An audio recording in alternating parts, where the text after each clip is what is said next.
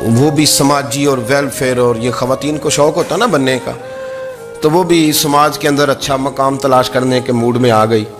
تو کئی ایک دن جانا تھا تو بڑی بن سور کے میرے ساتھ وہ گاڑی میں بیٹھ گئی۔ تو میں گاڑی میں، عورتوں کو یہ بھی مسئلہ ہوتا ہے نا کہ ہماری تعریف کرو، تو کئی دفعہ بعض مردوں بیچاروں کو جھوٹ بولنا پڑتا ہے، تو زبردستی کراتی ہیں نا جی۔ تو اس میں گنجائش بھی دی ہے شریعت نے گنجائش دی ہے کہ کبھی بیوی کو راضی کرنے کے لیے خلاف واقعہ بات کرنی پڑے تو کر لینی چاہیے، تو وہ کراتی بھی ہیں۔ 3 موقع پر خلاف واقعہ بات کرنے کی اجازت ہے، واقعے کے خلاف بھی آپ بات کر سکتے ہیں۔ جنگ کے موقع پر 2 لوگوں کو صلح کرانے کے لیے اور بیوی کو راضی کرنے کے لیے کر لیں کوئی ایسی بات، بے شک اپنی طبیعت پہ جبر کر کے کر لیں، گنجائش ہے، اجازت ہے۔ تو وہ کہتے ہیں جب وہ گاڑی میں میرے ساتھ بیٹھی بن سور کے، وہ تقاضا کرنے لگی کہ میں نے بڑے اچھے کپڑے پہنے ہیں پر آپ نے توجہ نہیں کرائی۔ وہ سیانا بندہ تھا، وہ چاہ رہا تھا کہ میری خاتون سمجھ جائیں۔ وہ کہتے ہیں مجھے پتا تھا کہ بیچاری مس گائیڈ ہو گئی ہے، دل کی بڑی اچھی ہے، سیانی ہے، لیکن اس کو کچھ خواتین نے، کچھ لوگوں نے مل کے اس کو ذہن غلط کر دیا ہے کہ سماج میں نکلو، باہر جاؤ، کام کرو، فلاں کرو، اپنی مرضی سے جیو۔ تو میرے ساتھ گاڑی میں بیٹھی کہیں جانے کے لیے، تو مجھ سے کہنے لگی کہ آپ نے میری طرف توجہ ہی نہیں کی، آپ نے کوئی ذکر ہی نہیں کیا کہ میں کیسی لگ رہی ہوں۔ تو وہ کہتے ہیں میں نے اسے کہا کہ اگر تو ناراض نہ ہو تو پھر میں صحیح والی تعریف کر دوں۔ تو اس نے کہا کہ آپ کر دیں۔ تو کہتے ہیں میں نے درد سے اور خلوص سے اپنی بیوی سے کہا، خلوص کے ساتھ میں نے کہا میں تو روز گھر ہوتا ہوں، روز شام کو گھر ہوتا ہوں، اگر تو میرے لیے تیار ہوتی تو میں تیری تعریف کرتا، لیکن آج تو باہر جانے کے لیے تیار ہوئی ہے، تو پھر ان سے تعریف کی امید رکھ جن کے لیے تو نے تیاری کی ہے۔ میرے لیے تیاری کرتی تو میں تو ہر شام تیرے پاس ہوتا ہوں۔ کہتے ہو میرے لفظوں میں درد تھا تو وہ بھی رو پڑی، اور کہنے لگی آپ گاڑی روک دیں، مجھے باہر جا کے کسی کو راضی نہیں کرنا، میں نے اسے راضی کرنا ہے جس کو رب کریم نے میرا شوہر بنایا ہے اور میرے لیے منتخب کیا ہے میرے ماں باپ کو، میں واپس لوٹتی ہوں۔ یہ ایک پہلو ہے سلگتا ہوا، اس کو سمجھا جائے۔ عورت کو ویسے بھی قابو کرنا بڑا آسان ہوتا ہے۔ اعلیٰ حضرت بریلوی رحمۃ اللہ علیہ فرماتے ہیں بیٹیاں نازک شیشیاں ہوتی ہیں، ان کو تو ذرا سی چوٹ لگے تو ٹوٹ جاتی ہیں۔ دیکھیں کتنا بڑا جملہ کہا بریلی کے امام، میں نازک شیشیاں، ذرا کوئی آدمی گمراہ کرتا ہے، ذرا خراب کرتا ہے۔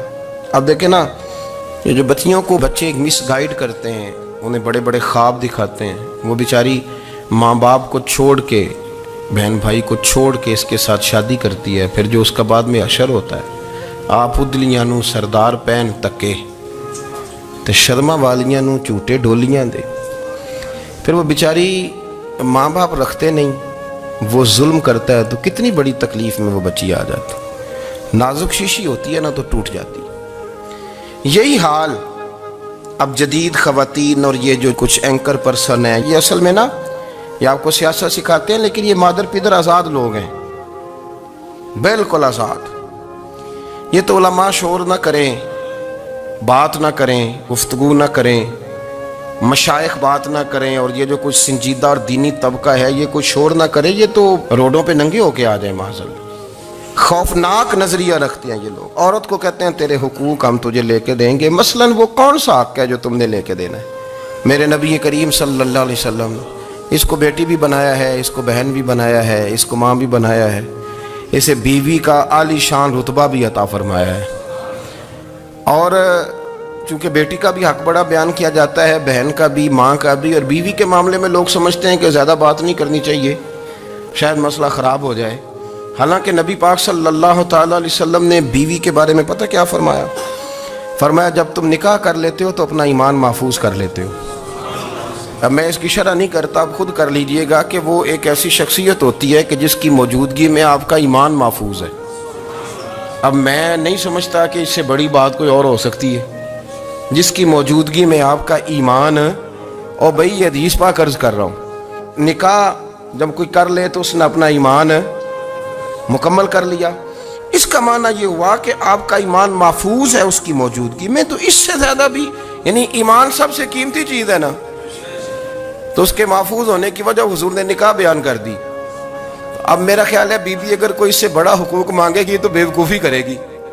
اتنا بڑا درجہ نبی کریم نے اسے عطا کر دیا، اتنا بڑا مقام دے دیا کہ تو خامد کے ایمان کے محفوظ ہونے کا ذریعہ بن گئی ہے۔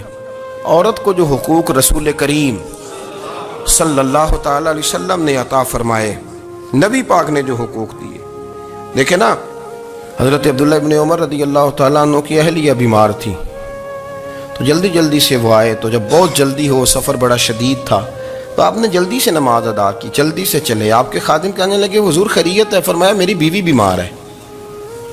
تو اس نے عرض کی حضور آپ کی اہلیہ بیمار ہے، تو آپ نے نماز بھی جلدی سے پڑھی، سفر بھی جلدی جلدی کیا۔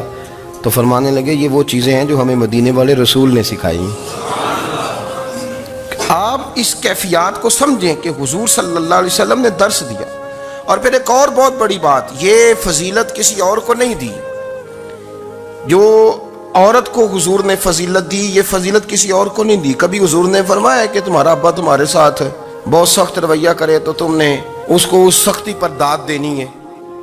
فرمایا چلو اگر وہ زیادتی بھی کرے تو تم نے اس کے ساتھ سلوک اچھا ہی کرنا ہے۔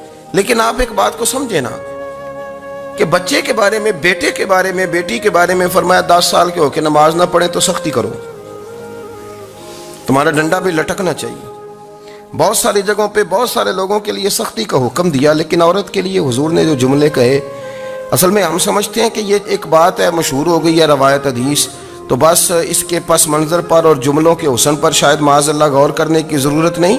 ذرا اس لفظ کی تاثیر پر غور کریں۔ حضور نے فرمایا عورت ٹیڑھی پسلی سے پیدا کی گئی ہے، یہ ٹیڑھی ہے، تو سیدھا کرنے کی کوشش کرو گے تو ٹوٹ جائے گی۔ تو حضور پھر ہمارے لیے حکم کیا ہے؟ فرمایا جیسی ہے تم اسی کے ساتھ نبھا کرو۔ آپ سمجھیں کہ اتنا محفوظ حضور نے درجہ دے دیا بی بی کو، اتنا محفوظ کہ فرمایا غلطی بھی ہو تو میرے غلاموں تم اس کے ساتھ نبھا کرو، گزارا کر لو۔ کو کیا اور حق چاہیے عورت کو، جس کو اس کی غلطیوں سمیت نبی پاک نے قبول کرنے کا حکم دے دی کہ اس کی کمزوریوں سمیت قبول کر لو۔ اب اس کو اور کیا کوئی کمزوریوں سمیت قبول کرتا ہے؟ کبھی آپ دکان پہ بیٹھے ہو تو آپ کہیں بھی اس میں یہ بھی غلطی، میرے مال میں یہ بھی کمزوری ہے، یہ بھی کمزوری ہے، یہ بھی کمزوری ہے، تو کر لے قبول؟ کرتا ہے کوئی؟ کوئی شخص ایسا ہو جو کسی چیز کی کمزوریاں بیان کر کے کہ اسے قبول کرو؟ پر رسول کریم صلی اللہ تعالی علیہ وسلم نے نا ہمیں سبق دیا، حضور نے ہمیں درس دیا، نبی پاک نے ہمیں پیغام دیا۔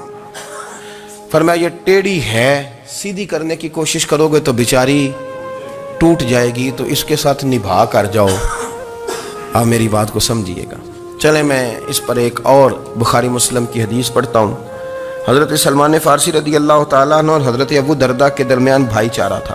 مکے سے مدینے جب لوگ آئے تو حضور نے بھائی بھائی بنایا تھا، ان کے درمیان بھائی چارہ تھا، تو ابھی پردے کی آیات نازل نہیں ہوئی تھیں، تو لوگ ایک دوسرے کی طرف جاتے تھے۔ حضرت سلمان فارسی رضی اللہ تعالیٰ عنہ حضرت ابو دردہ رضی اللہ تعالیٰ عنہ کے گھر میں تشریف لے گئے تو دیکھا کہ ان کی بیوی بڑی غمگین بیٹھی ہیں۔ ہم نے فرمایا بہن کیا ہوا؟ تو کہنے لگی تمہارے بھائی کو دلچسپی کوئی نہیں رہی، ہر روز روزہ رکھ لیتا ہے اور ساری ساری رات نفل پڑھتا ہے۔ حضرت سلمان فارسی کہنے لگے ٹھیک ہے کر لیتے ہیں بندوبست۔ نماز دین ہے کہ نہیں؟ دین ہے نا یہ چیزیں۔ لیکن حضرت سلمان فارسی جناب ابو دردہ سے کہنے لگے آج میں نے تیرے گھر میں رہنا رات کو، کیونکہ وہ تو ساری رات نماز پڑھتے تھے، نفل پڑھتے تھے۔ انہوں نے کہا ٹھیک ہے، ایک بستر لا کے بچھا دیا حضرت سلمان فارسی کے لیے۔ سلمان فارسی فرمانے لگے دوسرا بھی لا۔ کہا وہ کیا کرنا ہے؟ فرمانے لگے تو نے بھی سونا ہے، میں نے بھی سونا ہے، تو نے بھی سونا ہے، عشاء پڑھیں گے اور پھر دونوں سوئیں گے۔ کہا میں نے تو نماز پڑھنی ہے۔ فرمایا تہجد کے وقت اٹھ کے پڑھیں گے، اللہ کے رسول بھی رات آخری حصے میں جا کے نماز پڑھتے ہیں۔ ادھر ساتھ سلا لیا، وہ تھوڑی کو دیر سوئے، اب عادت تھی ساری رات اٹھنے کی، ذرا اٹھنے لگے بستر سے تو حضرت سلمان فارسی فرمایا چپ کر کے سو جا، وہ بڑی رات پڑی ہوئی، چپ کر کے سو جا۔ وہ لیٹ گئے، پھر اٹھنے لگے تو فرمایا سو جا چپ کر کے، بڑا ٹائم ہے۔ سحری کے وقت اٹھے، نفل پڑھے، ان کا ارادہ تھا روزہ رکھنے کا، تو فرمانے لگے کل رکھا تھا نا نفلی روزہ؟ جی رکھا تھا۔ پرسوں بھی رکھا تھا، ترسوں بھی رکھا تھا۔ فرمایا آج نہیں رکھنا، آج میں تیرا مہمان ہوں، سارا دن کٹھے مل کے روٹیاں کھائیں گے، آج نہیں روزہ رکھنا۔ سلا دیا۔ اب حضرت ابو دردہ رضی اللہ تعالیٰ عنہ کہہ تو کچھ نہ سکے، پر کہنے لگے سلمان تم پتہ تم کیا کر رہے ہو، نہ تم نے مجھے رات اٹھ کے زیادہ نفل پڑھنے دیے، سویرے روزہ نہیں رکھنے دیا۔ تو حضرت سلمان فارسی کہنے لگے کوئی لمبی بات تو نہیں نا، چلتے ہیں نا ابھی فجر میں مسجد نبی میں، تو نبی پاک کو بتاتے ہیں۔ سرکار دو عالم علیہ السلام کی خدمت میں تو اپنی بات کرنا، میں اپنی کروں گا، حضور نتیجے کا اعلان فرما دیں گے، بات طے ہو جائے گی۔ حاضر خدمت ہوئے، عرض کی یا رسول اللہ صلی اللہ تعالی علیہ وسلم یہ ساری رات نفل پڑھتے ہیں، ہر روز روزہ رکھتے ہیں، ان کی اہلیہ غمگین بیٹھی ہیں، حکم فرمائیں۔ تو نبی پاک صلی اللہ علیہ وسلم نے فرمایا پھر ہوا کیا؟ یا رسول اللہ میں نے رات سلایا ہے، سحری میں اٹھایا ہے، سویرے روزہ نہیں رکھنے دیا۔ نبی پاک نے فرمایا سلمان فارسی نے ٹھیک کیا ہے، سلمان فارسی نے ٹھیک کیا۔ پھر حضور نے فرمایا، نبی کریم نے فرمایا ابو دردہ تیرے اوپر اگر اللہ کا حق ہے، اس کے رسول کا حق ہے، دین کا حق ہے، تو فرمایا تیری آنکھ کا بھی تیرے اوپر حق ہے، تیرے وجود کا بھی تیرے اوپر حق ہے۔ یہ حضور نے فرمایا تیرے بچوں کا بھی تیرے اوپر حق ہے، تیری بیوی کا بھی تیرے اوپر حق۔ اس حق کو بھی سمجھے، حقوق اللہ بھی ہیں، پر تیری آنکھ کا بھی تیرے اوپر کیا مانا کہ تیری آنکھ سونا چاہتی ہے تو اسے سلا بھی، تیرے وجود کا بھی تیرے اوپر حق، تو تیرا وجود آرام کرنا چاہتا ہے تو اسے آرام بھی کرا۔ اور پھر وہاں نبی پاک صلی اللہ علیہ وسلم نے فرمایا میں تم سب، سننا یہ لفظ حدیث کے، حضور نے اسی موقع پر فرمایا میں تم سب سے زیادہ اپنے رب کو جانتا ہوں اور میں تم سب سے بڑھ کر اپنے رب سے ڈرتا ہوں۔ حضور فرمانے لگے میں روزہ بھی رکھتا ہوں، افطار بھی کرتا ہوں، یعنی کبھی رکھتا ہوں اور کبھی نہیں رکھتا۔ فرمایا میں نفل بھی پڑھتا ہوں اور اپنی بیویوں کو وقت بھی دیتا ہوں۔ سرکار مسجد میں بھی آتے تھے، نواسوں کے ساتھ کھیلا بھی کرتے، ان کے ساتھ پیار بھی کرتے۔ تو اتنے بڑے حقوق حضور نے بیان فرمائے عورتوں کے کہ تمہاری بیوی کا بھی تمہارے اوپر۔ لو ایک حدیث بخاری کی اور یہاں بیان کر دیتا ہوں۔ ایک شخص نے آ کے عرض کی یا رسول اللہ صلی اللہ تعالی علیہ وسلم جہاد کے لیے تیاری ہو گئی ہے، صفیں بن رہی ہیں، مجاہدین کی تیاری ہے، تو میرا بھی نام لکھ دیا گیا ہے مجاہدوں کی لسٹ میں، لیکن یا رسول اللہ صلی اللہ تعالی علیہ وسلم میری بیوی نے حج کی تیاری کر لی ہے اور میرے دوستوں نے، صحابہ نے میرا نام مجاہدین کی لسٹ میں لکھ دیا، تو میرے لیے کیا حکم ہے؟ یہ بخاری مسلم ہے۔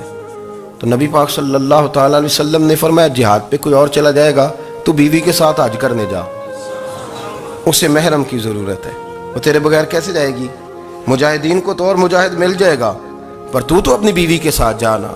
تو نبی پاک صلی اللہ علیہ وسلم نے مرد کو محافظ بنایا ہے، عورت کو مرد کا قیدی نہیں بنایا، بلکہ عورت کو حفاظت عطا کی اور مرد کو اس کا محافظ بنایا۔ اب بچیاں آزاد ہونا چاہتی ہیں، اور آزادی بھی وہ والی کہ جو بنیادی طور پر آزادی نہیں، فحاشی ہے۔ میں نے بہت پہلے کہا ہے کہ اسلام بیٹیوں کو قیمتی سمجھتا ہے۔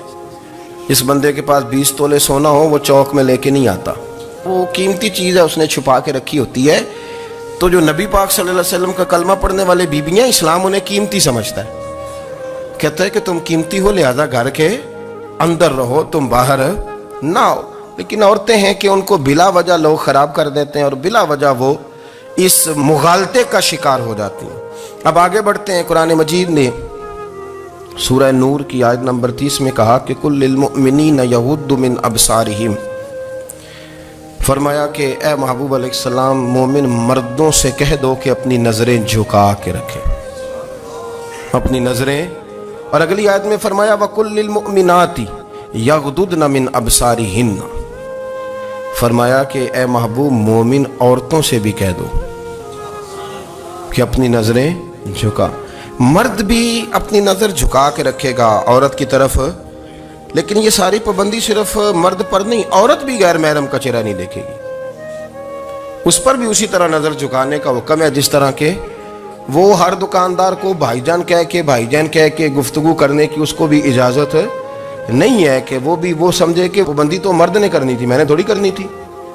وہ جس کے پاس جائے، جہاں بھی جائے، ڈاکٹر کے پاس جائے، باہر جائے، تو وہ جس طرح مرضی اس کا دل چاہے وہ بات چیت کرے، اس کی عورت کو بھی اجازت اسلام نہیں دیتا۔ بنیادی طور پہ اسلام شرم و حیا کا دین ہے، حیا کی بات کرتا ہے۔ حیا کی جب ہم تعریف کرتے ہیں تو حیا کی تعریف یہ ہے کہ کوئی کبھی چیز دیکھ کے نا تو آپ کی طبیعت میں کراہت محسوس ہو، آپ کوئی غلط جملہ منہ سے نکالتے ہوئے ذرا جھجکیں، آپ کوئی غلط بات کرتے ہوئے تھوڑا بوجھ محسوس کریں۔ ہمارے ہاں تیزی سے فروغ پایا ہے بے حیائی نے، سنگیوں کی محفلیں، یاروں کی محفلیں، اس میں غلیظ گفتگو ہوتی ہے، الا ماشاء اللہ۔ ان دوستوں کو بڑی پاک صاف گفتگو کرنی چاہیے۔ دوستی کا رشتہ بڑا مقدس رشتہ ہے، جو یہاں ایک دوسرے سے پیار کریں گے جنت میں بھی اکٹھے داخل کیے جائیں گے۔ شرط یہ ہے کہ پیار اللہ رسول کی رضا کے لیے ہو، لیکن اس کے اندر اگر آپ کی گفتگو کچی ہو، کمزور ہو، فحاشی والی ہو، عریانی والی ہو، ہمارے ہاں تو اب اس کو لوگ فیشن سمجھتے ہیں، اس کو مردانگی کی علامت سمجھتے ہیں کہ وہ جی ساری باتیں جی وہاں ہو گئی، اور جس کا جو جی چاہا اس نے کہا۔ آپ جب حیا کے دائرے میں ہوتے ہیں تو آپ خود بھی سکون محسوس کرتے ہیں۔ دیکھیں نا، آپ کو نیند سکون سے کہاں آتی ہے؟ جہاں کمرہ بند ہو، چاروں جانب دیوار ہے، اوپر چھت ہے، خالی دروازہ بھی کھلا ہوا ہو نا، تو جب بندہ سکون لینا چاہتا ہے تو کہتا ہے یار ذرا دروازہ ذرا بند کر دو۔ وہ اچھی طرح اپنے آپ کو چھپا لیتا ہے نا حیا کے پردے میں، تو اللہ اسے سکون عطا کرتا ہے۔ اور جو اس سے بھی زیادہ ٹھنڈی نیند میں جانا چاہتا ہے وہ کہتا ہے لائٹ بھی بند کر دو۔ اب وہ مکمل طور پہ سمجھتا ہے کہ میں چاروں جانب سے چھپ گیا ہوں، اگر میں کھول کے بھی سو جاؤں گا تو میرا چونکہ پردہ قائم ہے تو مجھے کوئی دشواری نہیں ہوگی۔ آپ جب چھپ جاتے ہیں، جب آپ حیا کے اندر سمٹ جاتے ہیں، جب آپ چادر کے اندر آ جاتے ہیں تو آپ بہت ساری جگہوں پہ آسانی محسوس کرتے ہیں۔ تو حیا تو آپ کو سکون دیتی ہے، حیا تو دل کو راحت دیتی ہے۔ میں بڑی ذمہ داری سے بات عرض کرتا ہوں، قرآن مجید نے نا ایک مقام پہ مذاق کو، ایک مزاح ہوتا ہے خوش طبی، وہ نہیں مذاق اڑانا، قرآن پاک نے نا مذاق کو ایک جگہ پہ جاہلوں کا طریقہ بھی قرار دیا ہے۔ بنی اسرائیل کے لوگوں سے حضرت موسیٰ نے کہا کہ گائے ذبح کرو اور ایک ٹکڑا مقتول کو مارو، زندہ ہو کے خود بتا دے گا مجھے کس بندے نے قتل کیا۔ تو کہنے لگے آپ ہمارے ساتھ مذاق کر رہے ہیں۔ تو قرآن مجید کہتا ہے کہ حضرت سیدنا موسیٰ علیہ السلام فرمانے لگے اعوذ باللہ ان اکون من الجاہلین، فرمانے لگے میں اللہ کی پناہ مانگتا ہوں کہ میں جاہلوں میں سے ہو جاؤں۔ یہ مذاق کرنا تو جاہلوں کا طریقہ ہے۔ اگر آپ کی زبان سے بے حیائی کا جملہ نکل گیا، اگر آپ کی زبان سے بے حیائی کا جملہ نکل گیا، آپ نے کہہ دیا کہ ہم آزاد لوگ ہیں، جو مرضی کریں گے، جو مرضی کہیں گے، جو ہمارا دل میں آئے گا کریں گے،